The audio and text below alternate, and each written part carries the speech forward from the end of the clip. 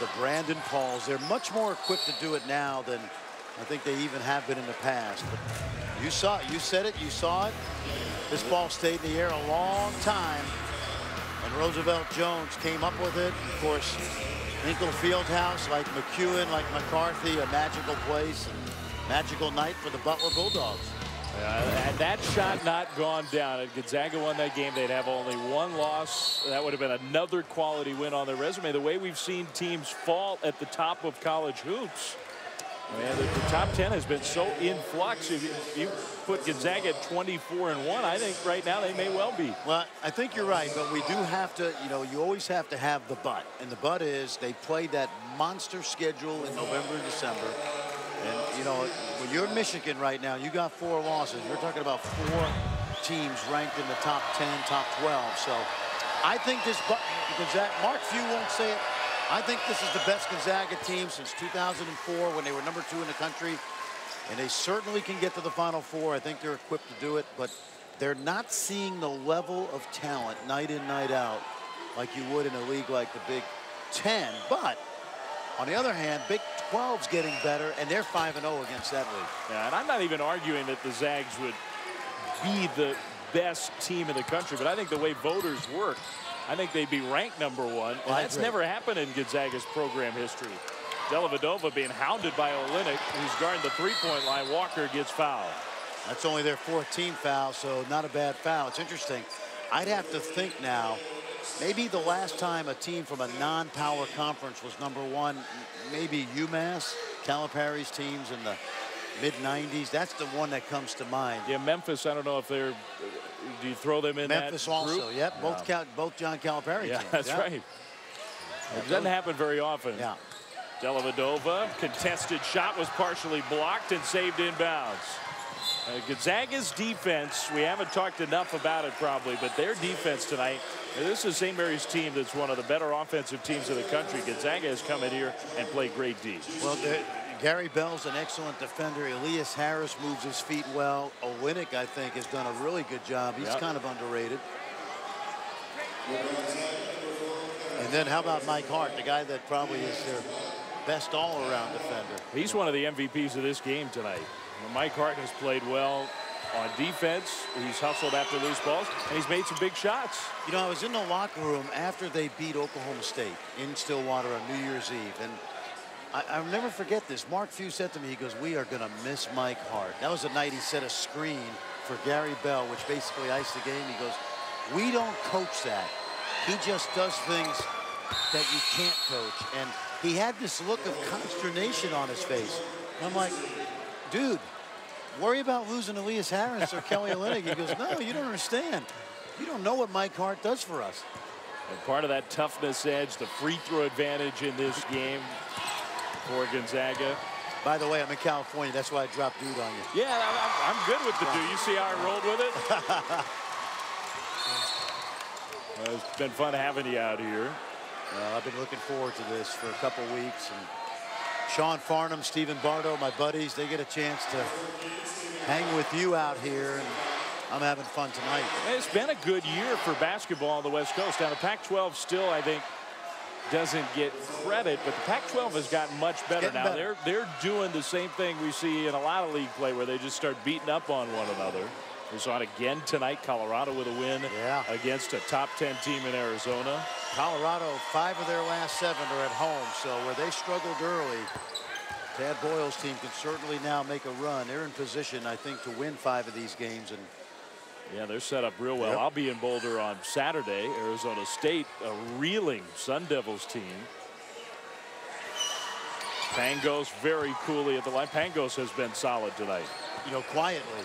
He's got 18, but it's been a quiet 18 to me. Very efficient night for him. Holt, 3, no good. And Hart just outworking everybody to get that loose ball for his teammate. Here's Olynyk, the lob. Oh, Harris tried the spectacular finish, couldn't come up with it. It's the most animated I've seen Mark Few tonight. He was not happy. No, not really the smart play, going for the spectacular play there. Holt lost the ball on the way up. It's been that kind of night for St. Mary's. You don't think Elias Harris is going to try to dunk that one, do you? He got the stop sign in a major way from his head coach. Well, the final seconds are going to tick off here. St. Mary's is not going to foul.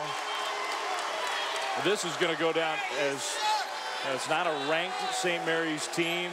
This is a very impressive Gonzaga win.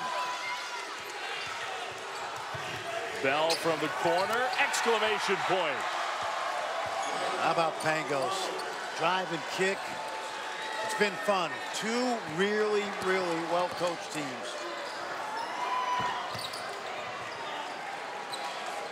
The Zags just a little too powerful here tonight, and a major win on the road. And it ends up being a win going away. Gonzaga 77, St. Mary's 60.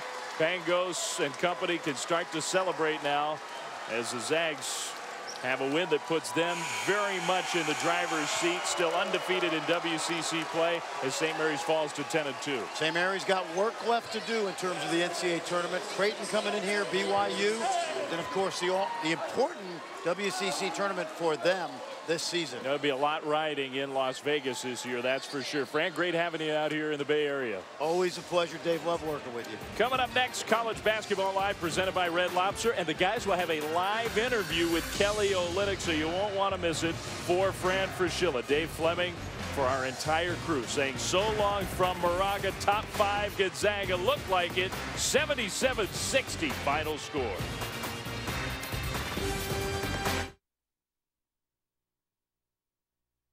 Zags, Gales battling for the throne atop the West Coast Conference. We'll have Kelly Olynyk live in moments. The last time Arizona played Colorado, Buffalo's game-winning buzzer beater was waved off. We've got the rematch tonight in Boulder. We've got a court storming, and on Valentine's Day, we tell you what we love the most about college hoops.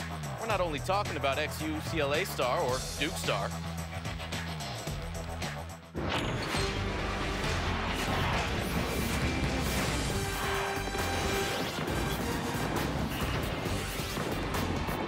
Welcome to College Basketball Live, presented by Red Lobster. Steve Weissman alongside Andy Katz. College Basketball Live. St. Mary's, Gonzaga. You just saw it go down first half. All about Matthew Dellavedova. He had 19 in the first half. I tell you, Dellavedova, we talked about this off air. He's like the fighter. Mark Wahlberg just makes things happen. But Kelly Olynyk, with the long locks, finds his way to the backboard whenever he can. Had a dozen in the first half. More from Dellavedova. 5 of 7 from deep in the first 20 minutes. Got that mouth guard. He took it out, screaming at the squad. This was Aussies versus Canadians. Yes, it was. Olynyk, Dellavedova. And how about a little Gary Bell Jr. as they would go on a 16-4 run, did the Zags. There's Olynyk stretching the D. Look at how great he gets off that shot so quickly. Just one quick motion. But Gary Bell Jr. had a great night for the Zags. I mean, he finished with 20 points in this game. Really ended up being a difference maker. And the difference also defense in the second half for Gonzaga. The block from Olynyk. Put one hand to the sky. They are your winner, sweeping the season series against St. Mary's. They win by 17 going away. So Gonzaga wins this thing, shoot 50% from the field. Junior Kelly Olynyk, 17 points, 7 rebounds, and he joins us now live on College Basketball Live. Kelly, congratulations on the win. What was the difference in the second half? I mean, I think our defense really stepped up. We made some plays on the defensive end, and then shooters knocked down shots, and that really spread the floor for us. Kelly, earlier on Tuesday on Cat's Corner, you joined me. You talked about how intense this rivalry was between Gonzaga and St. Mary's. How much did this game live up to that intensity? It was huge. I mean, the fans here were going crazy. The place was packed. Dellavedova came out and really put it to us in the first half. They made some great shots, great plays, and then, like you say, it was heated on both ends. Kelly, you sat out last year, took the red shirt. What was the biggest change for you, the biggest factor in how well you're playing right now, scoring about 18 points a game? I think a lot of it's to do with my body. I mean, I really worked in the weight room and athletically, agility-wise, and I think that's helping me get to where I want to go and really able to make shots inside. Well, Kelly, you still haven't gotten rid of that cough. You had it on Tuesday. You're able to play through it. here tonight on Thursday night, and you guys are now number 5 in the country. There are teams that have been losing above you.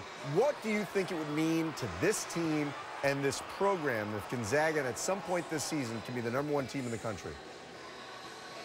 I mean, it'd be huge. I mean, Gonzaga's never been there before, so that'd be big for us, big for our program, big for our school. And if it happens, great. If not, I mean, we'll do with what we have.